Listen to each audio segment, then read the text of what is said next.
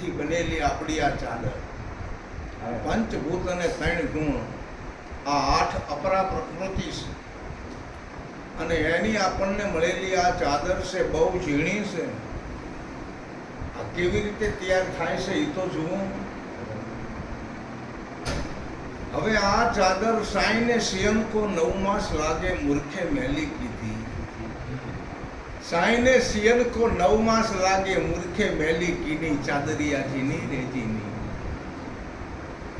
આ ધ્રુવને મળી હતી, પ્રહલાદને મળી હતી, બધાને આ ચાદર મળી છે પણ ઉજ્જવળ કરી બતાવી છે. સાહેબ કબીર કહે છે મને પણ મળી છે નૂરથી. મેં તો જ્યાંથી મને મળી હતી ને અહીંયા પાછી આપી દીધી. જ્યાંથી મને મળી હતી ને અહીંયા પાછી આપી દીધી આ ચાદર. આ ઝીણી ઝીણી ચાદરિયા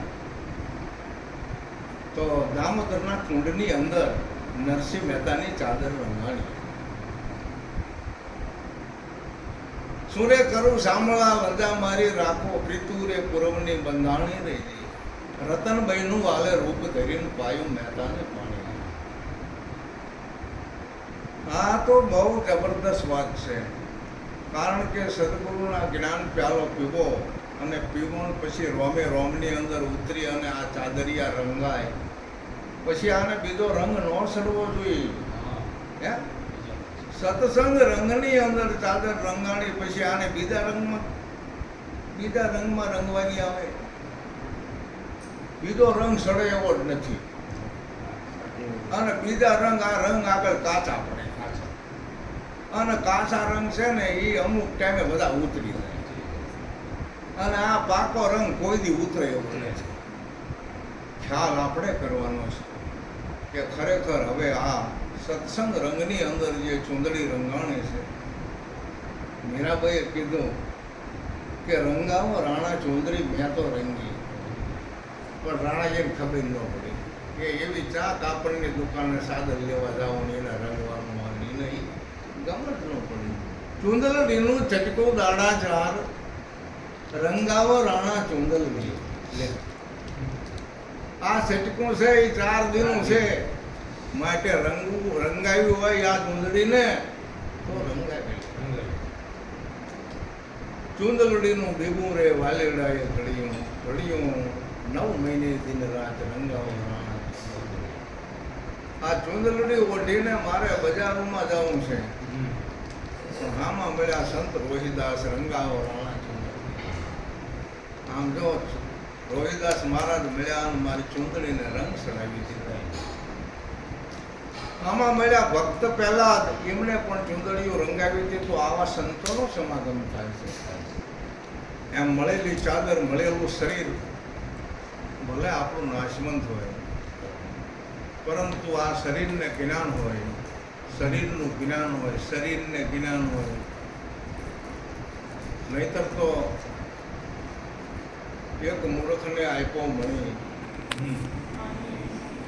અને જોઈ ઊંઘીને મૂકો પડી હતો તો વેવલો,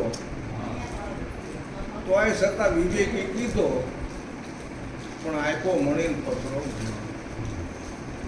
સહેજે બનવાની હતી બની, એમાં આપનાર ધણીનો શું વાંક. બરાબર. એક મૂર્ખને આપ્યો મણી. કીધું કે ગુરુ મહારાજને કે તમે બધો આવાના નાવાના આપી દો છો પણ કે ભૂલ થઈ જશે.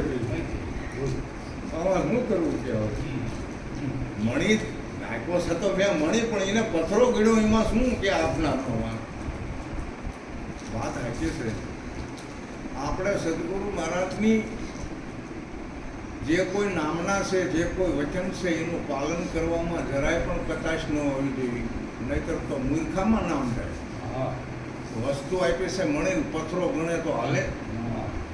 એટલે એનો અખાતરો કરવાનો છે કે ખરેખર પારસ મણી લોઢાના લડે એટલે કંચન થઈ જાય પણ ઘા કર્યો આમ કોઠીમાં, ત્યાં તો ઉપર કરોળિયાએ લાડુ જમાઈ દીધી એમાં ખીલી રહ્યો. લોઢા હેઠ હતા, શેઠું ઘણું પડી ગયું. લોઢાને અડે તો હોનું થાય. એમ પારસ મણીથી આપણે અજ્ઞાનને દૂર કરવાનું છે પણ અજ્ઞાનને અડાડે તો, બાકી તો એ માયામાં જો પારસમણી ફસાવી દે વસ્તુ સદગુરુ મહારાજની અને પૂરતી પહોંચે નહીં તો શું દશા થાય? આ તો જેની વસ્તુ જે આ પારસમણી જ્યાં પહોંચાડવાની છે ત્યાં પહોંચાડતી હતી, પછી પોતાનું આખું આ શરીર કંચનવર્ણનું બની ગયું છે, પછી અજ્ઞાન આમાંથી જતું રહ્યું છે અને જ્ઞાનમય શરીર બની અને જગતમાં એનો પ્રકાશ થવા માંડે. બરાબર, આ જગતમાં પ્રકાશ ફેલાવવા માટે જવાનું નથી, પણ કુદરતના નિયમ પ્રમાણે એનો પ્રકાશ અને એની સુગંધ છે.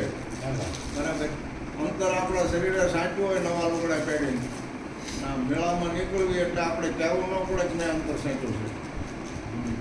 બીજાને ખબર પડે તો કંઈક નીકળે એટલે એ આપણે સુગંધ આવે છે ને એમ આપણે જો કંઈક કમાણી હશે તો આપણે કહેવાનું ક્યાં છે?